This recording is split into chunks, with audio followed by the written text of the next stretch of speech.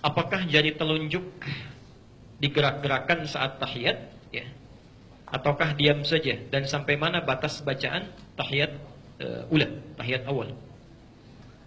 Baik. Apakah jari telunjuk digerak-gerakan saat tahiyat ataukah diam saja, dan sampai mana batas bacaan tahiyat awal? Hadis Muslim, riwayat Muslim, nomor hadis 913. Nomor hadis 913.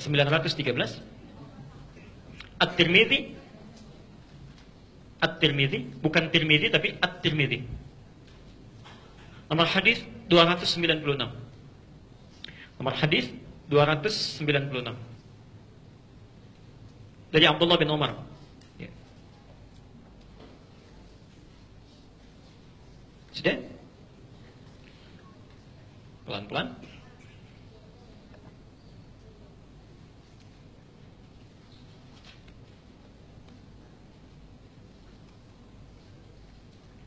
Ada lagi hadis dari Wa'il bin Hujur, Masya Allah, itu diriwayatkan kurang lebih sampai 12 orang, 12 jalur.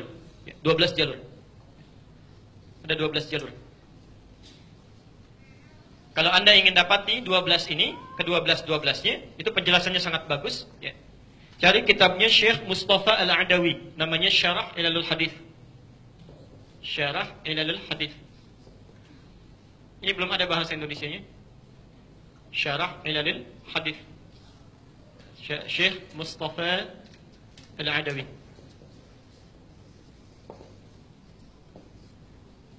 Halaman 178 sampai 180. Nanti akan menyebutkan sekitar 12 hadis diriwayatkan dari Wa'il bin Hujr. Ini intinya yang menggerak-gerakkan tangan itu. Wa'il bin Hujr. Pelan-pelan. Hadis pertama dari Ibnu Umar, ya, radhiyallahu anhuma, anaknya Umar bin Khattab, semoga Allah meridhai kepada beliau dan orang tuanya. Beliau menyampaikan adalah Nabi sallallahu alaihi wasallam ketika memulai salat, ya, beliau menerangkan dengan panjang mulai dari bertakbir, ya, sampai dengan duduk di akhirnya. Ya. Saya akan percepat saja sampai duduk di akhir. Kata beliau, fa wada'a kaffahul yumna ala fakhidhil yumna. Beliau meletakkan telapak tangan yang kanan di paha yang kanannya. Jadi telapak tangan yang kanan diletakkan di paha yang kanannya. Ya. Ada sebagian riwayat mendekatkan ke arah tempurungnya. Ada yang dekat ke tempurung, ada yang di pahanya. Itu dua-duanya sahih riwayatnya. Ya. Kemudian perhatikan, melipat tangannya yang jempol, ibham, bertemu dengan yang wusta, yang tengah, gini. Jelas ya? Jadi meletakkan telapak tangan di pahanya, kemudian yang jempol dilingkarkan bertemu dengan yang tengah, yang wusta, gini. Jelas ya? Bukan yang jari kelingking. Ya. Kalau yang ini apa? Manis. Kalau yang asam yang mana? Apa disebut manis ya? Nah ini kelingking, ini manis, ini tengah, yang ini telunjuk, ini jempol. Jadi jempol bertemu dengan yang tengah sini. Kemudian perhatikan, mengangkat rafa'as sababah, mengangkat yang telunjuknya. Ya. Mengangkat begini telunjuknya. Tsumma yad'u biha, ketika diangkat ini beliau berdoa. Beliau berdoa. Ini hadis pertama yang menyampaikan riwayat mengangkat tanpa menggerak-gerakannya. Ya, nggak pakai cuma ngangkat aja, ngangkat, tidak digerak-gerakan. Pelan-pelan. Anda bisa temukan itu di hadis Muslim, nomor hadis 913 tadi, dan At-Tirmidzi, nomor hadis 296. Ya. Hadisnya dari Ibnu Umar. Ya. Jadi mengangkat telunjuk tanpa menggerak-gerakannya, cuma diangkat begini, kemudian tanpa digerak-gerakan. Pelan-pelan, saya selesaikan dulu ini ya, supaya nanti tidak bertanya lagi. Menyikapi hadis ini, hadisnya sahih, ya, hadisnya sahih. Menyikapi hadis ini, ulama kemudian berbeda pendapat dalam prakteknya. Berbeda pendapat dalam prakteknya. Imam Malik, beliau berpandangan, karena hadisnya mengatakan mengangkat telunjuknya saat tahiyat, meletakkan tangannya di pahanya, mengangkat kemudian jari yang telunjuknya, melipat jempol dengan jari tengahnya begini, diangkat, yad'u biha, kemudian beliau berdoa. Maka Imam Malik menyimpulkan mengangkat telunjuk saat tahiyat ini dimulai dari awal bacaan tahiyatnya. Ya. Jadi ketika Anda mengatakan at-tahiyyatu lillah, ya, atau at-tahiyyatul mubarakatus salawatut thayyibat, itu ada Yang satu dari Abdullah bin Mas'ud, satu dari Abdullah bin Umar. Jadi ketika Anda mengatakan at-tahiyatu lillah, telunjuk diangkat begini. Ya. Jelas sampai sini? Ya. Saya belum bicara kapan diturunkan ya, baru diangkat dulu saja. Nah. Kemudian kata Imam Abu Hanifah, karena petunjuk isyarat ini ketika diangkat jadi telunjuk, satu jari saja menunjuk pada kalimat tauhid. Dan kebiasaan orang-orang Arab ini, Imam Abu Hanifah ini, beliau dalam penalaran itu sangat cerdas sekali. Sangat cerdas. Beliau punya keunggulan, kalau membaca sesuatu itu bukan bersandar hanya pada dalil, tapi menafsirkan dalil pun lewat kaidah-kaidah bahasa, kultur, dan logika. Itu Abu Hanifah. Ya, Abu Hanifah. Pernah satu kali, ada orang, Pak, sombongnya luar biasa. Nantangin orang sekampung. Ya, menantang orang sekampung. Jadi ulama-ulamanya ditantang. Yang bisa, mana ulama di sini? Yang bisa jawab pertanyaan saya, itu orang hebat. Kata orang ini, sekitar berkumpul ulama dan tidak ada satupun yang bisa jawab. Dia katakan, bagaimana itu Allah tidak adil dalam kehidupan? Coba, Allah menciptakan kita manusia, diminta untuk ibadah. Kalau kita salah, kita dihukum, itu wajar. Tapi kan yang paling tidak wajar, kita dihukum, karena kita dicipta dari tanah, dihukum pakai api, wajar sakit. Tapi kalau setan salah, dia dihukum, dia akan dicipta dari api. Disiksa dengan api juga. Ya, jadi dia disiksa dengan bahan penciptaannya. Bagaimana bisa merasa sakit? Ya. Jadi kalau manusia dihukum, manusia terbuat dari apa? Tanah. Dari mana tahunya? Al-Quran, surah 15 ayat ke-28. Ya. Setan dicipta dari apa? Dari mana tahunya? Satu ayat sebelumnya. Ya. Wal janna khalaqnahu min naris samum, khalaqnahu min qablu min naris samum.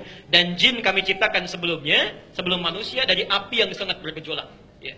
Loh, apa hubungan jin dengan setan? Ya, maaf, setan itu asalnya iblis. Ya. Al-Baqarah ayat ke-34. Wa idz qulna lil malaikati isjudu li adama fasajadu illa iblis. Siapa iblis itu? Asalnya jin. Jin. Dari mana taunya? Al-Kahfi ayat ke-50. Wa idz qulna lil malaikati isjudu li adama fasajadu illa iblis kana minal jinni, adalah termasuk kalangan jin. Ketika dia menggoda Adam, disebut namanya dari iblis berubah jadi setan. Ya. Dari mana taunya? Al-Baqarah 36. Fa azallahuma syaitanu anha, disebut setan. Karena itu ketika disebutkan setan dalam konteks Quran, ada yang dikaitkan dengan jin. Dikaitkan dengan jin. Nah, kata orang ini, kalau jin sih enak, setan enak. Dicipta dari api, dikembalikan ke api. Sama aja bohong. Pada saat itu nggak ada yang bisa jawab. Tiba-tiba datanglah seorang anak, maju ke depan, menyampaikan, saya bisa menjawabnya. Persis seperti anak itu berdiri itu. Ya. Nah, gitu ya. Baik.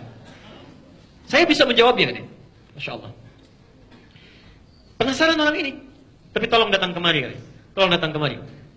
Ketika datang, itu tanpa bicara apapun langsung ditampar pipinya. Mana orang ini? Ya.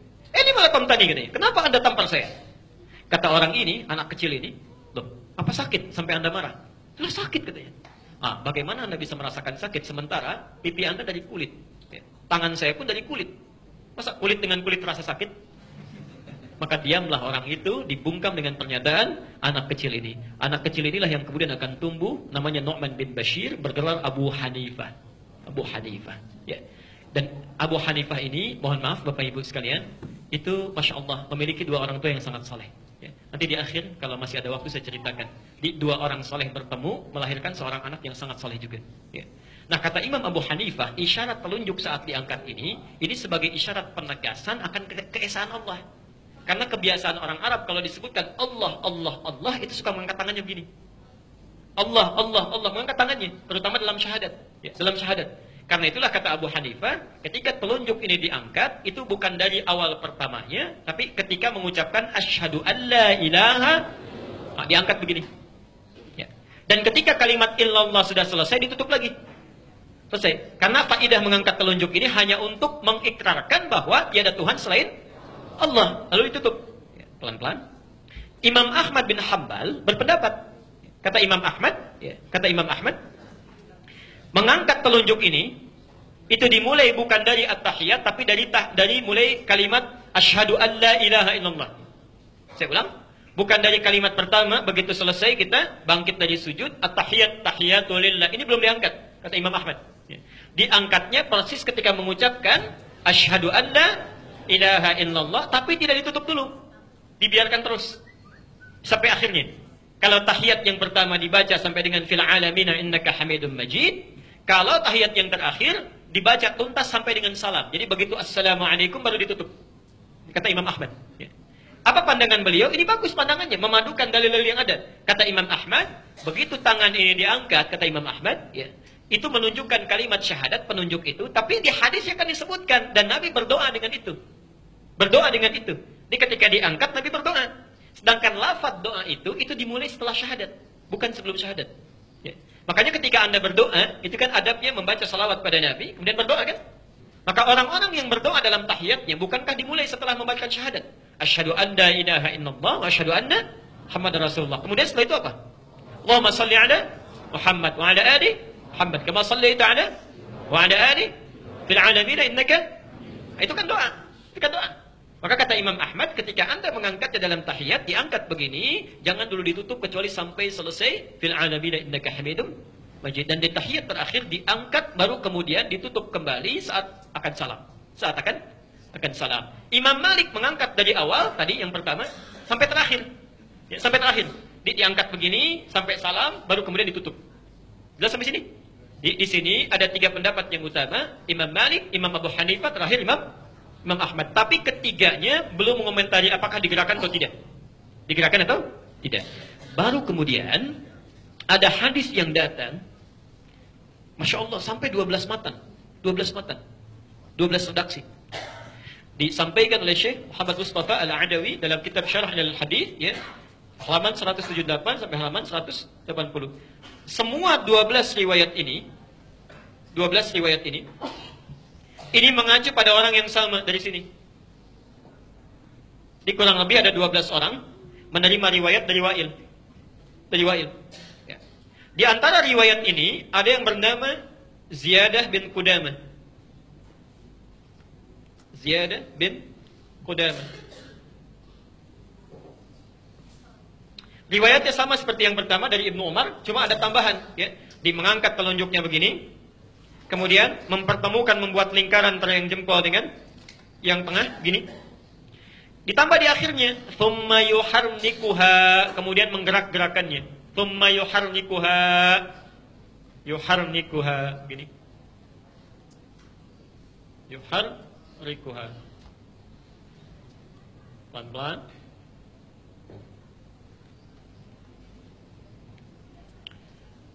Jadi caranya sama dengan yang pertama, bisa diangkat di awal, diangkat di tengah-tengah, ditutup kembali, ya, atau diangkat tanpa ditutup sama sekali sampai akhir. Tapi yang ini, hadis kedua, itu ketika diangkat sambil menggerak-gerakkan. Jelas sampai sini?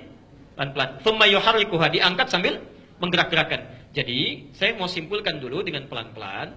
Kalau ada orang mengangkat begini tanpa menggerakkan pun, karena hadisnya juga ada, kuat riwayatnya, maka itu sah. Tidak ada masalah. Kalaupun ada yang mengangkat kemudian menggerak-gerakkan, menafsirkan di hadis ini, itu pun sah. Tidak ada masalah. Ini tidak perlu dipertentangkan. Jelas sampai sini? Nah, jadi jangan misalnya usil ya. Wah, misalnya ada yang angkat gak menggerak-gerakkan. Itu kurang soleh itu. Ya kan? Jarinya jangan-jangan tidak bermasalah. Lu dibalas lagi gak ada kerjaan, itu kena Parkinson barangkali tangannya gini-gini. Itu berbahaya. Tidak boleh sering mencela. Tidak bagus. Saya tidak pernah mengajarkan celaan. Ya, pelajari dalilnya, tandakan landasannya, tanyakan landasannya, baru amalkan. Ya. Tapi kalau Anda tanyakan, mana di antara ini yang paling kuat? Ya. Anda tanyakan pada kami, mana di antara ini yang paling kuat, kita bisa bandingkan. Tapi perbandingan ini jangan sampai mengecilkan yang lainnya. Pas ya? Nah, ulama hadis dalam hal ini memandang, mengangkat tanpa menggerakkan, itu lebih kuat dibandingkan mengangkat dengan menggerakkan. Ya. Dengan 2 alasan. Bahkan 3 nanti ya. Satu, hadis tentang menggerakkan diriwayatkan oleh Ziyadah bin Qudamah dari Wa'il bin Hujur, ya. Dari 12 hadis itu cuma 1 orang yang menyebutkan menggerakkan tangannya. Sementara 11 orang lain yang meriwayatkan hadis yang sama itu mengatakan tidak ada tambahan di hadis itu menggunakan kata yuharrikuha. Tidak ada tambahan menggerak-gerakkan. Ada 12 orang meriwayatkan dari orang yang sama, 11 orang mengatakan tidak ada tambahan menggerak-gerakkan. Yang 1 mengatakan digerak-gerakkan. Ya. Jadi kalau 11 berbanding dengan 1, kira-kira yang lebih kuat yang mana? Maka dari itu kata para ulama, jika ada satu riwayat bertentangan dengan banyak yang thiqah, maka yang ini ditinggalkan. Ditinggalkan itu maksudnya dianggap lemah dibanding dengan yang ini. Ya. Di antaranya ada Sufyan Ats-Tsauri yang sebelah situ. Ya. Ada Sufyan Ibnu Uyainah, ya. Ada Zuhair, ada Salam bin Sulaim, ya. Macam-macam. Jadi ada sekitar, ada Bishr bin Al-Mufaddal, ada 15 orang, ada 11 orang, maaf. Ya. Dan semuanya ahli hadis. Semuanya ahli hadis. Ini dari segi sanad. Sanad. Tapi kalau Anda berbicara hadisnya sahih atau tidak, hadisnya sahih. Ya, sahih. Cuma bertentangan dengan 11 yang sahih lagi. Dari satu jalur yang sama.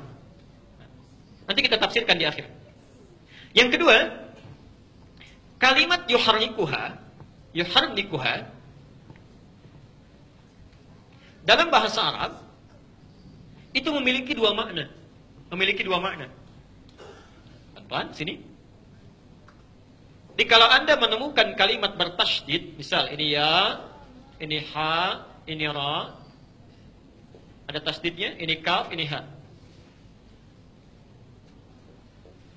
Lihat rumusnya ya. U, A, I, U, A. Ya, ada tasydidnya di sini. Yuharrikuha, yuharriku, ya, yuharriku, U, A, I, A. Pelan-pelan. Makna yang pertama, itu artinya bergerak tanpa henti. Ya, banyak, gerakan yang banyak. Yang kedua, bisa berarti mengangkat, menggerakkan dan berhenti. Bergerak, kemudian berhenti. Bergerak, kemudian berhenti. Misal, mengangkat, kalau dipahami yang pertama, ini menggerak-gerakan, ya, dengan banyak tanpa henti, begini. Tapi kalau dipahami yang kedua, bergerak, berhenti. Jadi, ngangkat, tutup lagi. Jelas ya? Nah, dari mana taunya makna bergerak kemudian berhenti? Hadis Nabi SAW yang mengajarkan tentang takbir. Takbir. Kalau takbir angkatnya bagaimana? Mengangkat setinggi? Dari mana taunya? Hadis Al-Bukhari nomor hadis 737. Bisa sejajar dengan telinga. An-Nasai nomor hadis 1101. Nah, bahasa saat bertakbir itu menggunakan kalimat thumma yukabbir. Yukabbir. Ya, kaf, ba, ra. Perhatikan kalimatnya. Yukabbiru. Di atas yuharriku. Di bawah yukabbiru. Dan dua-duanya dilakukan dalam salat yang sama. Dalam salat, ya, dalam ibadah yang sama. Lihat sini. Ini ada ya. Ada harakatnya apa? Ini ada ya. Harakatnya apa? Baik ya. Perhatikan sini. Ini huruf ha, harakatnya apa? Ini kaf, harakatnya apa? Ini ra, ada tasdid yang harakatnya i. Ini ba, ada tasdid yang harakatnya i. Ini terakhir harakatnya ini pun berarti sama rumusnya. Ditanya oleh ulama hadis, kenapa Anda saat membaca takbir menggunakan kalimat yukabbir tapi takbirnya nggak berulang-ulang? Nggak ada yang begini. Cuma begini, Allahu Akbar, selesai. Tidak pernah ditemukan orang sholat misalnya Allahu Akbar, nggak ada. Ya, jadi begitu angkat Allahu Akbar. Kenapa Anda saat ini pertanyaan ya. Jadi kita juga tidak boleh mengecilkan. Kenapa Anda saat bertakbir menafsirkan dengan makna yang kedua? Jadi Allahu Akbar sekali angkat tutup. Tapi ketika tahiyat Anda menafsirkan dengan makna pertama, menggerak-gerakan. Ya.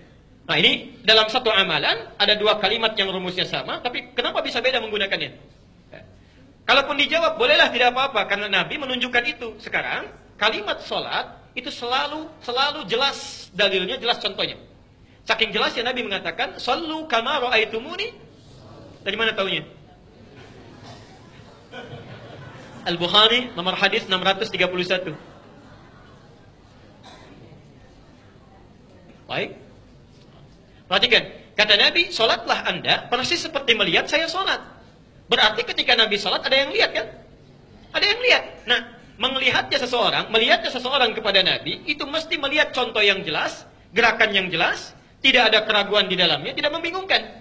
Nah, kalaulah pernah ada orang melihat Nabi menggerakkan jemari telunjuknya saat tahiyat terakhir itu, atau tahiyat yang pertama, pertanyaannya, bagaimana cara Nabi menggerakkannya? Apakah ke atas ke bawah? Apakah cepat? Atau lambat? Atau ke samping kanan, ke samping kiri? Ya. Ada sementara orang membentuk kalimat Allah begini? Ya. Mana yang benar?